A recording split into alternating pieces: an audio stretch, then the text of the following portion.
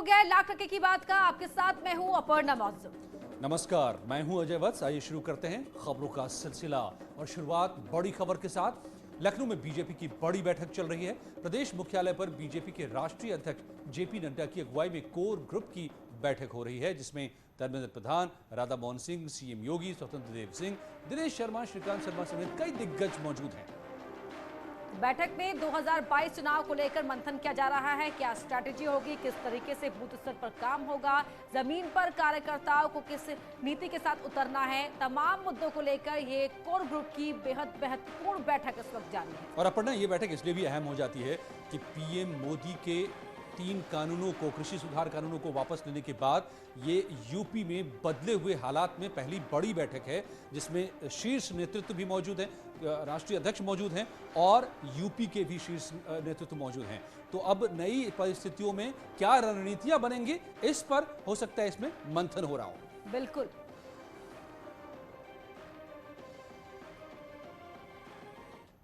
और अब बात करते हैं बीजेपी के राष्ट्रीय अध्यक्ष जेपी नड्डा की। तो जेपी नड्डा ने नाम लिए बिना अखिलेश यादव पर तंज कसा। नड्डा ने कोरोना वैक्सीन को लेकर हुई सियासत का हवाला देकर अखिलेश पर हमला बोला।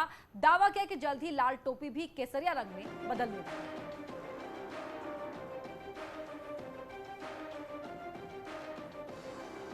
मोदी जी कह रहे थे कि मैं तुमको एक नहीं 2-2 टीका दे रहा हूं, आप कोरोना से मुक्त हो जाइए।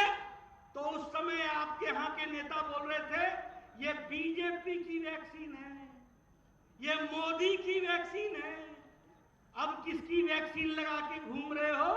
तुमको भी मोदी वैक्सीन ही लगी है।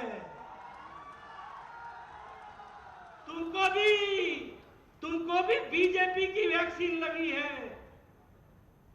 और जल्दी आपकी टोपी भी लाल से केसरिया होने वाली है, इसकी आपको चिंता करनी है। जी हां, बात केसरिया रंग की है तो यूपी चुनाव में बीजेपी ने राष्ट्रवाद के जरिए सियासी बिसात बिछानी शुरू कर दी है। गोरखपुर से सीएम योगी और पार्टी अध्यक्ष जेपी नड्डा ने विरोधियों के पाकिस्तान प्रेम को आधार बनाकर हमला बोल दिया। साथ ही विकास का मुद्दा भी उठाया। योगी ने दावा किया कि एक तरफ राष्ट्रवादी हैं तो दूसरी तरफ जिन्नावादी, लिहाजा चुनाव बड़ा रोचक होगा। अपने माननीय राष्ट्रीय अध्यक्ष का अभिनंदन करें, स्वागत करें। चुनाव बड़ा रोचक होगा। जो समाज को बांटना चाहते हैं उनको घर बैठाइए। जिन्नावादी भी दूसरी तरफ खड़े होते हुए दिखाई देंगे।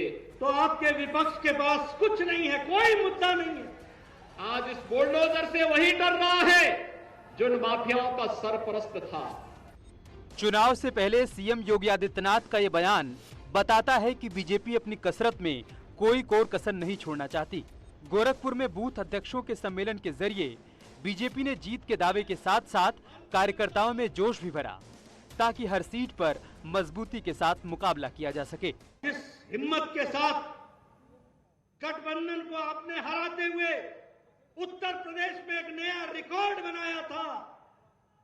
मुझे पूरा विश्वास है कि आने वाले समय में विधानसभा के चुनाव में आप सारे रिकॉर्ड तोड़ते हुए फिर से भारतीय जनता पार्टी की सरकार को आप यशस्वी करेंगे। चुनाव की तैयारियों से निपटने के लिए बीजेपी ने अपने मुद्दे भी तय कर लिए हैं। 2017 की तरह एक बार फिर समर्थन मिले, इसके लिए विरोधियों को उनकी ही कमजोर कड़ी के जरिए घेरा जा रहा है। भारत को अपमानित करने वाले, भारत के आन मान शान के साथ गुस्ताखी करने वाले, देश की और प्रदेश की जनता जनार्दन, गरीब गांव, गरीब किसान, नौजवान और महिलाओं के हकों पर डकैती डालने वाले, भारत की आस्था को आहत करने वाले आतंकवाद समर्थक जिन्नावादी भी दूसरी तरफ खड़े होते हुए दिखाई देंगे। कि जब चुनाव आते हैं तो भारतीय जनता पार्टी महात्मा गांधी से लेकर के पटेल को याद करती है और दूसरे लोगों को पाकिस्तान और जिन्ना याद आने लगते हैं। ये क्या कारण है? विपक्ष को घेरने के लिए बीजेपी परिवारवाद के अस्त्र शस्त्र भी चला रही है, ताकि विरोधियों को ना तो संभलने का मौका दिया जाए और ना ही उनके जख्म भरने दिए जाएं। हमारी व्यवस्था प्रजातंत्र को लेकर के चलती है, लेकिन विपक्षी पार्टियां प्रजातंत्र में विश्वास नहीं करती, परिवार तंत्र में विश्वास करती हैं और वहां सिर्फ परिवार ही पनप सकता है, इस बात को समझना चाहिए। हम सांस्कृतिक राष्ट्रवाद को लेकर के चलते हैं और वह वंशवाद को लेकर के चलते हैं। चुनाव से पहले बीजेपी विरोधियों की तमाम चुनौतियों को उनकी ही कमजोरियों से कमजोर करने में लगी है। गोरखपुर से नड्डा और योगी ने भी यही किया। इसके साथ ही ये भी साफ हो चुका है कि चुनाव करीब आने पर सियासी हमले और तेज होने वाले हैं। दिलचस्पी इसी बात को लेकर है कि वार पलटवार की इस राजनीति में बाजी कौन मारेगा। रामगोपाल द्विवेदी, न्यूज़ 18 गोरखपुर। विपक्षियों पर हमले भी और जनता को साधने की कोशिश भी। गोरखपुर पहुंचे बीजेपी के राष्ट्रीय अध्यक्ष जेपी नड्डा वनटांगिया गांव के बलराम राजभर के घर गए और उनके घर में बैठकर जलपान किया, परिवार के लोगों से बात भी की।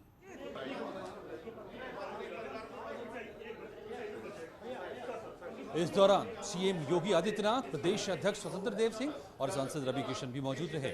बीजेपी के राष्ट्रीय अध्यक्ष जेपी नड्डा ने बूथ को मजबूत करने के लिए संवाद भी किया।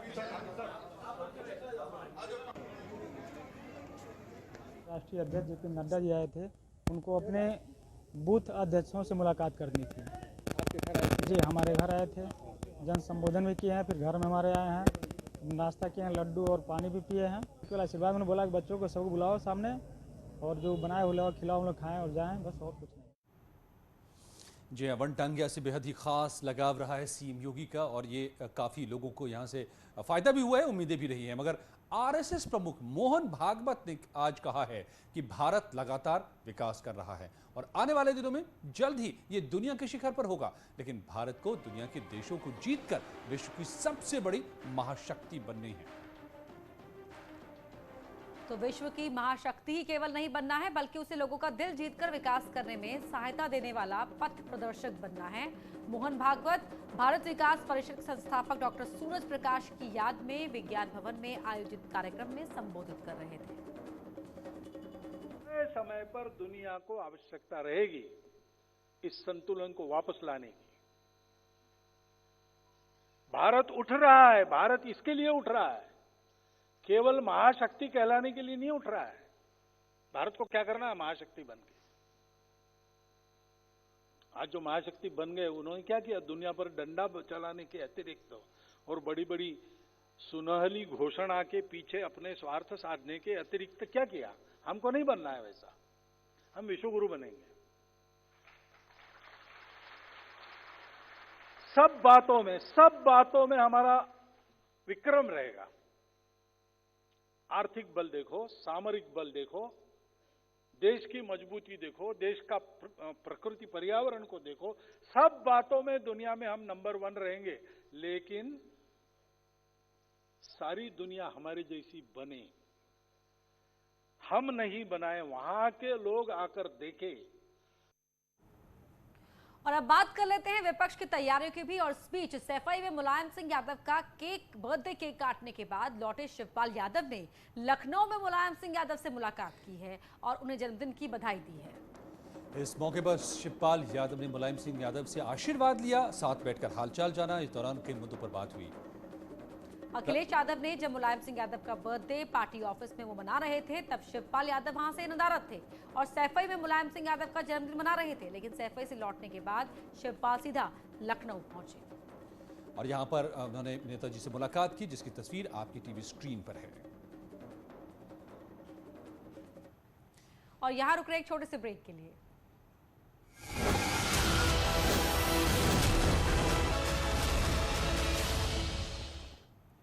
एक बार फिर से आपका स्वागत है, आप देख रहे हैं लाख टके की बात। और अब बात गैलेंट्री अवार्ड्स की। राष्ट्रपति भवन में गैलेंट्री अवार्ड सेरेमनी हुई। इसमें देश की सुरक्षा के लिए अदम्य साहस दिखाने वाले वीरों को राष्ट्रपति रामनाथ कोविंद ने सम्मानित किया। इस मौके पर प्रधानमंत्री नरेंद्र मोदी, रक्षा मंत्री राजनाथ सिंह समेत मोदी कैबिनेट के कई वरिष्ठ मंत्री और सैनिकों के परिवार मौजूद थे। इस मौके पर राष्ट्रपति रामनाथ कोविंद ने भारतीय वायुसेना के ग्रुप कैप्टन अभिनंदन वर्धमान को वीर चक्र से सम्मानित किया। अभिनंदन वर्धमान को 27 फरवरी 2019 को पाकिस्तान की वायुसेना के F-16 लड़ाकू विमान को हवाई युद्ध में मार गिराने के लिए सम्मानित किया गया है। इसके अलावा भी कई शूरवीरों को शौर्य सम्मान दिया गया। सैपर प्रकाश जाधव को मरणोपरांत कीर्ति चक्र, शहीद मेजर विभूति ढौंडियाल को मरणोपरांत शौर्य चक्र, महाराष्ट्र के मेजर महेश को शौर्य चक्र मिला।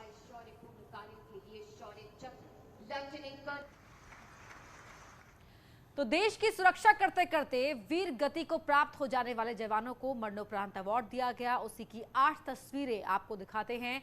लांस नायक संदीप सिंह को शौर्य चक्र मरणोपरांत से सम्मानित किया गया। राष्ट्रपति रामनाथ कोविंद ने उनकी पत्नी गुरप्रीत कौर को पुरस्कार दिया। भारतीय सेना की पंजाब रेजिमेंट के सिपाही ब्रजेश कुमार को मरणोपरांत शौर्य चक्र से सम्मानित किया गया।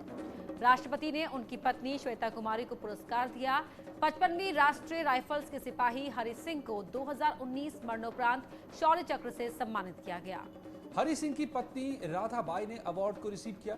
जम्मू कश्मीर पुलिस के सब इंस्पेक्टर इमरान हुसैन टाक को शौर्य चक्र से सम्मानित किया गया। राष्ट्रपति ने उनकी पत्नी गुलनाज अख्तर को पुरस्कार दिया। शहीद अमन कुमार को शौर्य चक्र से सम्मानित किया गया। उनकी मां और पत्नी ने यह अवार्ड रिसीव किया। भारतीय सेना के राष्ट्रीय राइफल्स के पहले बटालियन में इंजीनियर कॉर्प्स के सैपर प्रकाश जाधव को मरणोपरांत कीर्ति चक्र से सम्मानित किया गया। शहीद प्रकाश जाधव की पत्नी रानी प्रकाश जाधव और मां शारदा जाधव ने ये सम्मान स्वीकार किया। नायब सूबेदार सोमवीर को मरणोपरांत शौर्य चक्र से सम्मानित किया गया। इसके साथ ही राष्ट्रपति ने शहीद मेजर विभूति शंकर ढौंडियाल की मां और पत्नी लेफ्टिनेंट नितिका ढौंडियाल को शौर्य चक्र प्रदान किया। लाख रखे की बात में फिलहाल इतना ही। जारी है यहाँ खबरों का सिलसिला।